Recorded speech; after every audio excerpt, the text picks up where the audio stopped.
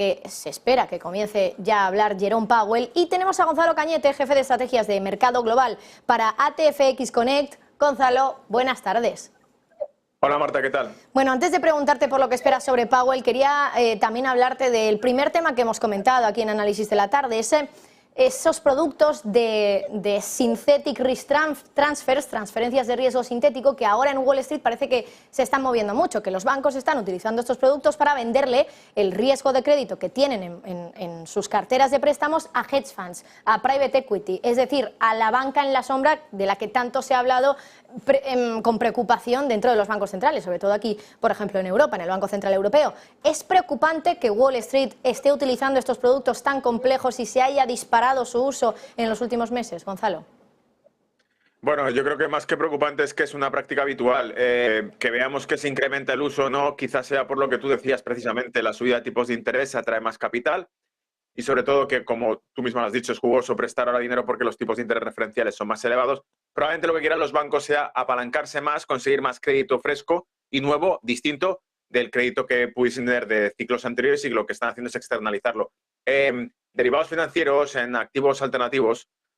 se suele considerar esto con un título que tiene técnico que es el SPV, Special Purpose Vehicles, vehículos de propósito especial, y es una práctica habitual que suelen hacer bancos, especialmente banca de inversión, que es sencillamente sacar de sus balances cierto tipo de activos, colocarlos en un agente externo, ya sea un hedge fund o sea una entidad jurídica distinta, creada nueva, y a partir de ahí una gestora, que por eso el hedge fund, una gestora lo que hace es pasar a gestionar esos activos de manera que ofrece a inversores privados darle un diferencial con respecto a lo que genera de retorno. Por ejemplo, si esta deuda que estabas poniendo tú de ejemplo antes, el ejemplo que has dicho era un 15%, generalmente ese hedge fund le ofrece a una cartera de sus propios inversores privados una rentabilidad del 10 y se queda un diferencial del 5, por ejemplo. Así de sencillo. Lo que persigue el banco, la banca de inversiones, es externalizar ese tipo de activo para borrarlo del balance, aunque siga poseyéndolo de algún modo. Y, evidentemente, seguir sacando jugo a determinados activos para ellos, que son deuda, que tendrían un rendimiento menor que el que a lo mejor podrían conseguir con otro tipo de activos o colocando nueva deuda fresca en épocas actuales. Así que yo lo que creo es que es sencillamente un trasvase de deuda del balance de un modo externalizando a través de un vehículo especial con una entidad jurídica independiente que puede ser un hedge fund o cualquier tipo de gestora de activos o de capital. Gonzalo, el hecho de que estos bancos estén utilizando ahora sobre todo estos productos, que además les suponen un coste muy alto, porque decíamos, en el ejemplo que habíamos puesto en la explicación que habíamos hecho, era un 15%, que es significativamente bastante más de lo que puede cobrar ese banco por el préstamo en cuestión. ¿Puede significar esto que los bancos tienen miedo de que haya una oleada de impagos? Sin duda, el hecho de que lo externalicen es que tienen miedo a que haya una oleada de impagos. Es decir, cuando pasamos esa deuda y existe un mercado dispuesto a asumir riesgos de impago con tal de generar un retorno de ese 15%, cuanto más retorno se genera en una deuda, más riesgo implícito tiene, porque hay dos factores fundamentales en el mundo de la inversión que van siempre aparejados a lo largo de toda la historia del mundo de la inversión, que es cuanta más recompensa genera una inversión es porque mayor riesgo tiene. Por lo tanto, sí, sin duda alguna descuenta un riesgo de impago. Gonzalo, además, entiendo que estos productos están súper bien regularizados, súper bien estructurados y no puede ocurrir algo similar a lo que tuvimos en la crisis financiera, porque al final es inevitable que hagamos estas comparaciones, ¿no? Por ejemplo, utilizar la comparación de los CDOs, los CDS y todo lo que causó en la crisis financiera. Ahora, ¿qué tanto se nos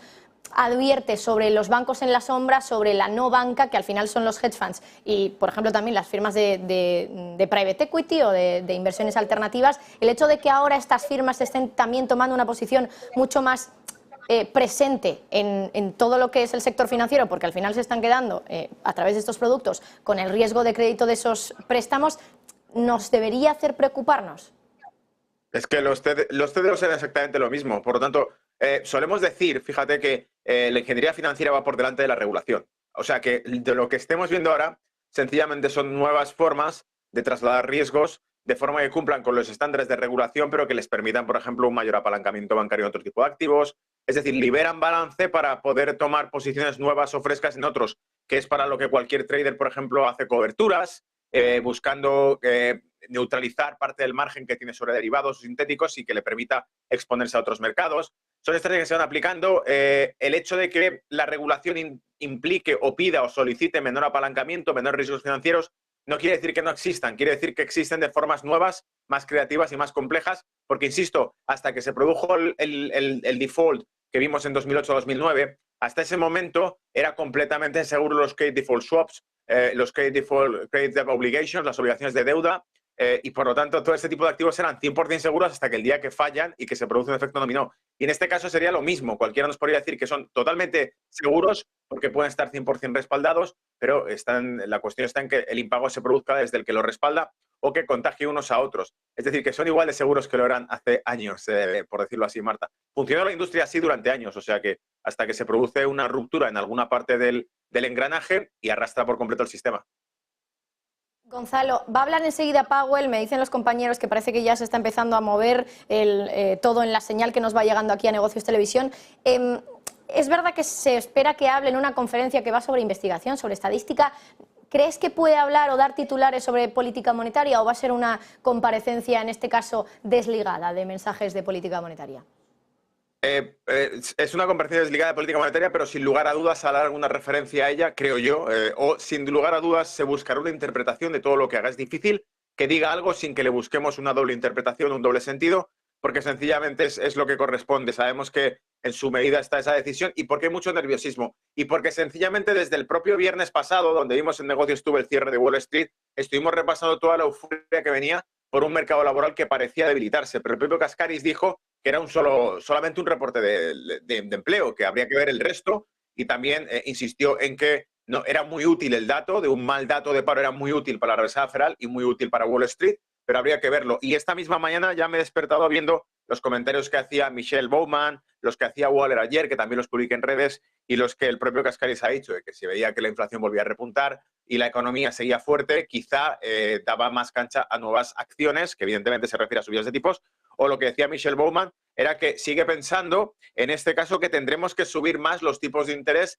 dado que estamos ante una economía muy fuerte que no se esperaba por parte de ellos. La Fed de Atlanta, una de las cosas que ha predicho el GDP Now, el indicador que suele hacer predictivo de cuánto va a ser el Q3, Q4, en este caso el Q4, acertó con el Q3, ha dicho que el Q4 cerrará con un crecimiento interanual que nos pondrá en el 2,1% para la economía estadounidense. Es decir, que se desaceleraría finalmente la economía estadounidense, pero aún así muy por delante de la europea. Por lo tanto, yo creo que ya se están lanzando comentarios que tratan de enfriar la euforia producida por el viernes. El dato malo de Estados Unidos, el dato malo del mercado laboral, animó a que la interpretación del mercado sea que va a haber suavidad con los tipos de interés, va a haber una relajación en la política monetaria y una pausa, y cualquier comentario de lo que se está haciendo ahora puede cambiar por completo esa percepción y, por lo tanto, dar la vuelta a todos los mercados, porque es algo a lo que estamos acostumbrados. Pues Gonzalo Cañete, jefe de estrategias de mercado global para ATFX Connect, muchísimas gracias, un placer. A vosotros, gracias, Marta. Bueno, vamos a ver qué nos dice Powell.